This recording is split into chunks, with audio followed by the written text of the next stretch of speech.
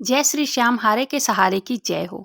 आज की जो कहानी मेरे पास आई है उसे सुनकर मेरे आंखों से आंसू छलक गए। शायद आपको भी इनके जीवन की यह घटना सुनकर आपको भी यही अनुभव होगा। यह कहानी बिहार के रहने वाली सुमित्रा जी की है। सुमित्रा जी कहती हैं, जब से बाबा श्याम का हाथ पकड़ लिया, जब से उनका नाम जाप करने लग गई, तब से उद्धार ही हो गया। दोस्तों, नाम जप की महिमा अपरंपार है। जो भी व्यक्ति बाबा श्याम के आगे अपने आप को समर्पित कर देता है, तब बाबा श्याम भी अपने भक्तों को निराश नहीं करते हैं। आप बाबा की तरफ एक कदम बढ़ाते हैं तो बाबा आपकी तरफ 10 कदम बढ़ाते हैं। सनातन धर्म में मंत्र जाप का बहुत बड़ा महत्व है। देवताओं को रिझाने या उनका आशीर्वाद प्राप्त करने के लिए मंत्र जाप किया जाता है। मंत्र जाप वो शब्द है जिसे अभिमंत्रित किया जाता है, जिससे देवी देवता प्रसन्न होकर अपने भक्त को आशीर्वाद देते हैं। शास्त्रों में भी लिखा है कि मंत्र जाप से अपने इष्ट देव को जल्दी प्रसन्न किया जाता है।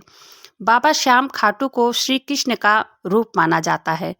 बाबा श्याम को कई नामों से जाना जाता है, जैसे बाबा खाटू श्याम को हारे का सहारा भी कहते हैं, लखदातार कहते हैं, शीश के दानी कहते हैं, तीन बाण धारी कहते हैं और बाबा खाटू नरेश के नाम से भी जाना जाता है। तो आज की वीडियो में हम सुमित्रा जी के जीवन की सत्य घटना आपके साथ शेयर कर रही हूँ, जिसे सुनकर आपको भी पता चल जाएगा कि बाबा श्याम कितने चमत्कारी हैं। सुमित्रा जी कहती हैं, आज मैं अपने किस्मत पर पछता रही हूँ कि मुझे पहले बाबा श्याम के बारे में क्यों पता नहीं चला। जब मैंने इतना कुछ खो दिया, तब उनके बाद मुझे बाबा श्याम के बारे में पता चला। मेरा नाम सुमित्रा है, मैं बिहार की रहने वाली हूँ। मेरी शादी को 15 साल हो गए हैं। जब से मैं शादी करके आई हूँ, तब से मैं इस घर में कभी सुखी नहीं रही। मेरे घर में मेरे 2 देवर और 1 जेठ है। मेरी शादी 4 भाइयों के बीच हुई थी। जब से मैं इस घर में आई, तब से हमेशा घर में लड़ाई झगड़े चलते रहते थे। हमेशा घर में चारों भाई आपस में लड़ते झगड़ते, कोई काम धाम कुछ भी नहीं करता था। हर जगह से कर्ज लेकर पूरा परिवार खाता था। कभी कर्ज लेते तो कभी खेत बेच देते थे। ऐसा करते करते सारा खेत बिक गया था। घर में कोई न कोई बीमार रहता था। घर में हम देवरानी जेठानी सास में हमेशा अनबन बनी रहती थी। रात में जब मैं सोती तो मैं सो नहीं पाती थी। मुझे डरावने सपने आते थे। मेरे सर के पास कोई बड़ा सा इंसान खड़ा होकर मेरा गला दबा रहा है, ऐसा मैं सपने में देखती थी और मैं डर कर उठ जाती थी। कभी ऐसा लगता कि गांव में जो चारपाई होती है, जिसे हम खटिया भी कहते हैं, जब मैं सोती ऐसा लगता कि चारपाई पैर के पास कोई नीचे पैर मेरा खींच रहा है।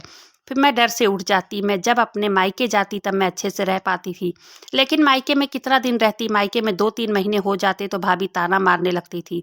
फिर वापस अपने घर आ जाती और यहाँ आने के बाद फिर वही हाल होने लगता। ऐसा करते करते 7-8 साल बीत गए थे। अब तो घर में हर साल किसी न किसी का देहांत होने लगा था।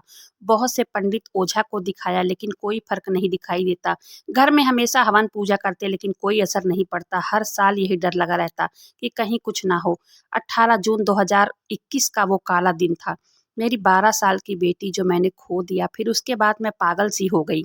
मेरा कहीं मन नहीं लगता था। तब मेरी मम्मी ने मुझे मायके बुलाया। तब मुझे मेरे पति मायके छोड़ के आ गए थे। वहाँ पर मैं हमेशा चुप चुप सी रहती थी। तब मेरे बड़े पापा खाटू धाम मंदिर जा रहे थे। वहाँ पर उनकी एक पंडित से जान पहचान भी थी। तब मेरी बड़ी मम्मी कहने लगी कि बिटिया चलो मेरे साथ दर्शन कराओ। तब मेरी मम्मी कहने लगे कि जाओ दर्शन कराओ, तुम्हें अच्छा लगेगा। तब मैं उनके साथ चली गई और वहाँ जाकर दर्शन किया और वहाँ फिर हम पंडित से मिलने चले गए। तब मेरे बड़े पापा ने उन्हें सब बात बताई मेरे बारे में। तब उन्होंने कहा कि श्याम कुंड का जल ले जाओ और अपने घर में रोज सुबह नहा धोकर छिड़काव करना। और उन्होंने मुझे बाबा का बागा दिया था। उन्होंने कहा इस बागा को थोड़ा थोड़ा सा काट कर एक जंतर में डालकर सभी लोगों को पहना देना। बाबा श्याम की एक फोटो भी खरीदने के लिए उन्होंने बोला था। उन्होंने कहा कि बाबा श्याम की फोटो खरीदकर अपने घर में स्थापना करना और रोज उनकी पूजा करना और रोज नाम जप करना। तब हम वहां से दर्शन करके घर आ गए। 15 दिन के बाद मेरे पति आए मुझे लेने और मैं अपने ससुराल चली गई। वहाँ जाकर जैसे पंडित जी ने बताया था मैंने वैसा ही किया और जेठानी देवरानी सास को भी बताया इस बारे में। फिर रोज मैं भी बाबा श्याम के पूजा नाम जप करने लगी और मेरी जेठानी और देवरानी भी करने लगी। करीब 5 महीने के बाद धीरे धीरे करके घर में शांति आने लगी। फिर घर में सब कुछ ठीक होने लगा। मेरा नाम जप निरंतर चलता रहा। मेरे पति को पटना में नौकरी मिल गई और मेरे पति ने वहीं पर एक कमरा देखकर ले लिया और फिर हम सब वहां चले गए। आज भी मैं रोज बाबा श्याम की पूजा नाम जप करती हूँ और घर में सब कुछ ठीक है। आज मेरा भी मन शांत रहता है। अब मैं अपने किस्मत को दोष देती हूँ कि काश मुझे पहले बाबा श्याम के बारे में पता होता तो शायद आज मेरी बेटी को वो बचा लेते। लेकिन फिर यही सोचकर संतोष कर लेती हूँ कि जो नसीब में नहीं होता है वो आकर भी चला जाता है। जब से बाबा श्याम की ज्योति मेरे घर में जलने लग गई है, तब से किसी ओझा वैद्य पंडित को दिखाने की जरूरत नहीं पड़ी। अब सब ठीक है, सब अपना अपना कमा खा रहे हैं। बाबा श्याम में कुछ चमत्कार तो है, उनसे जो भी मैं मांग लेती हूँ वो 2-4 महीने में पूरा होता है, लेकिन पूरा जरूर होता है। तो यह सत्य कहानी यहीं पर समाप्त होती है।